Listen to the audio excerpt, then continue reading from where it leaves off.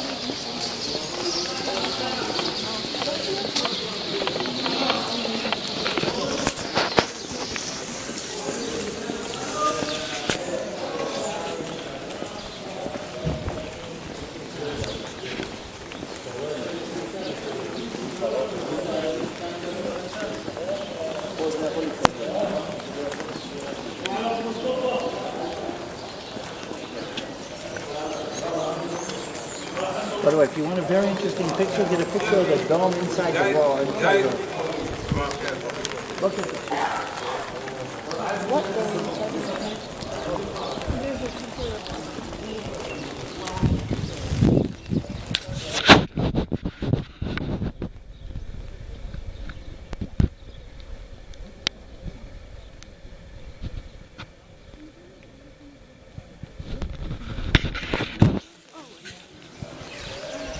Completely different.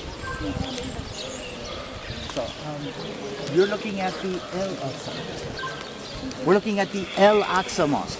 El Aqsa means the mosque, Katse, Aqsa in Arabic and in Hebrew, by the way, means on the edge. This is the furthest mosque. According to Muslim tradition, this is where Muhammad came when he went on the night journey. This is where he came to actually pray. And this is where he kicked off. Okay, this is where he tied the bell. He tied El Burek next to the wall. He came to pray here, and then he went into the mosque over there, and that's where he kicked off the night. That's what makes this a holy site for the Muslims. But there's a lot of history connected.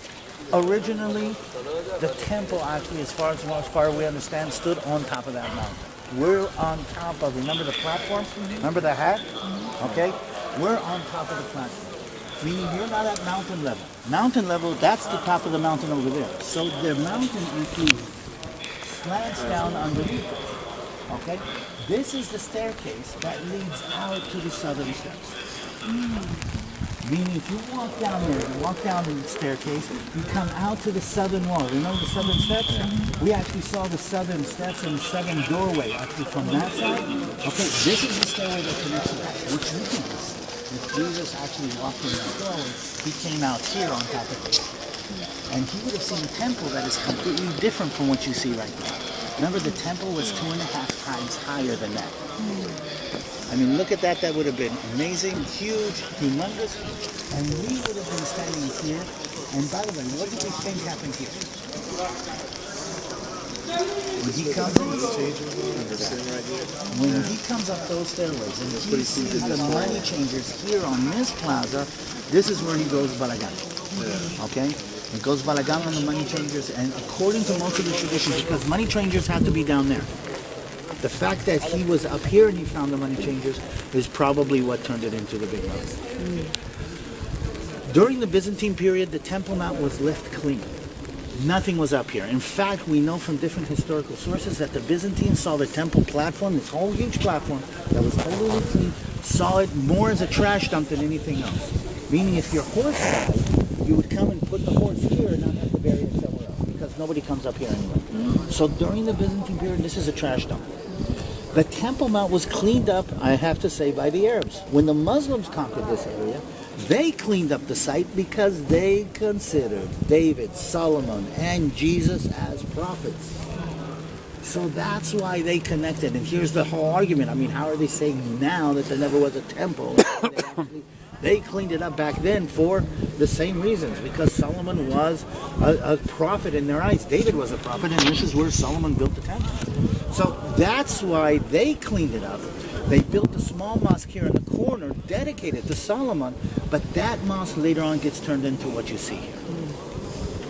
When the Crusaders conquer the country, the Crusaders actually do a couple of things. First of all, they take the crescent off the Dome of the Rock, and they put a cross up there, and they turn it into the Church of the Dome of the Rock, which works. I mean, we've seen that happen before.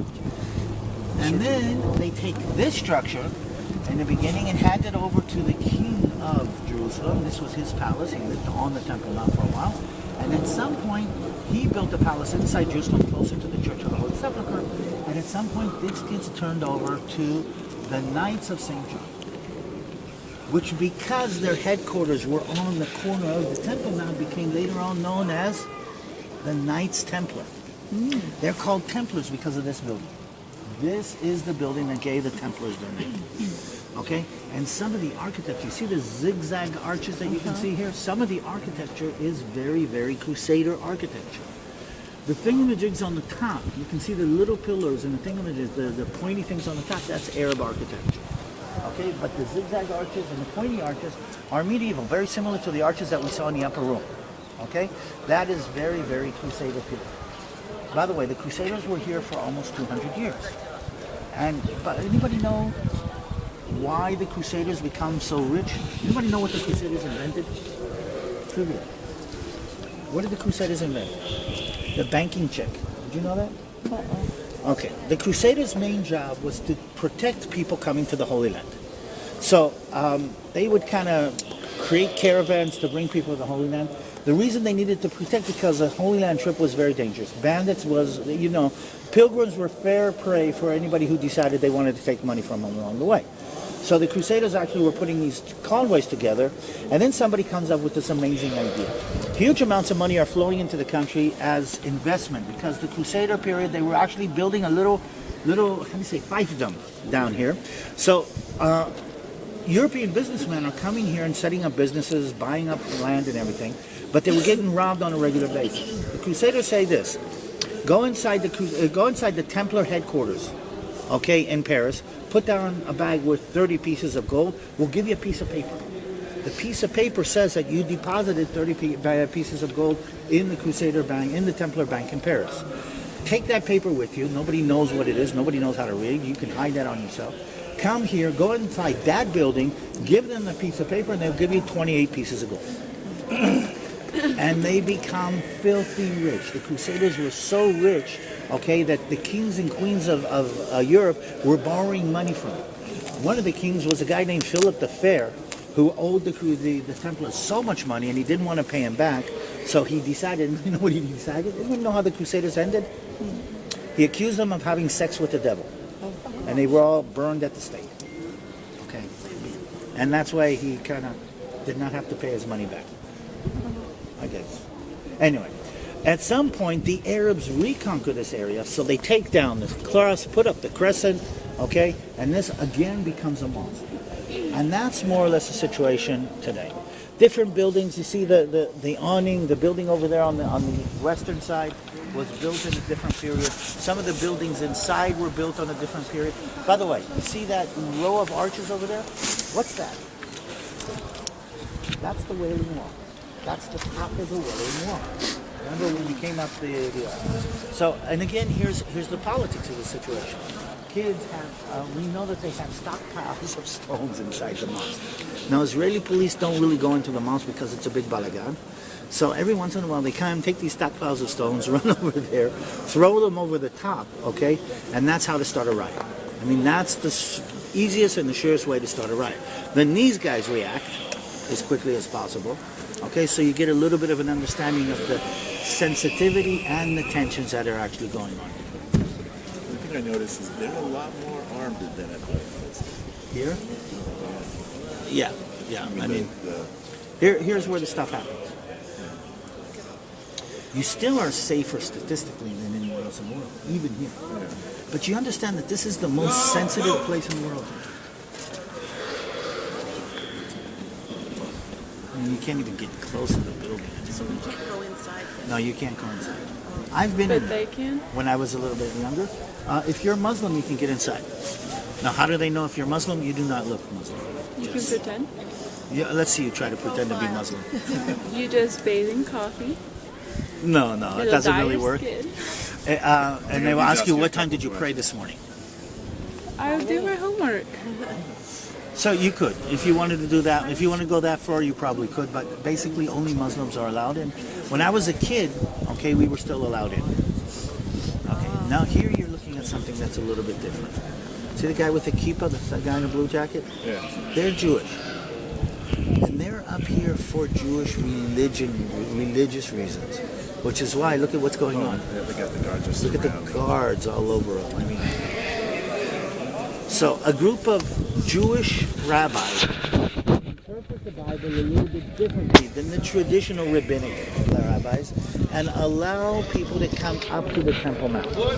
As long as they stay outside, okay, the inner plaza, okay, they're allowed, according to they're allowed to come up here. The Muslims see that as an affront to their holy site, which is why they're very much against this. So that's why you see the security, actually, that is walking with them. You see everything is photographed, okay? Because there's a media war. There's a media war going on about who did what when. Israel has asked many, many times to put open access cameras up here. And the media war, to prove that we're not doing what we're being accused of, to put a camera up here that everybody can see from all over the world. And, you know, just... See, he's filming. Huh? Recording. There's a guy there recording. So he's Israeli, by the way. Right, of what Exactly. what really happened. Nobody's allowed. They don't want cameras up here. For reasons that we understand are more or less clear. And here in a nutshell, you have the complexities of the situation.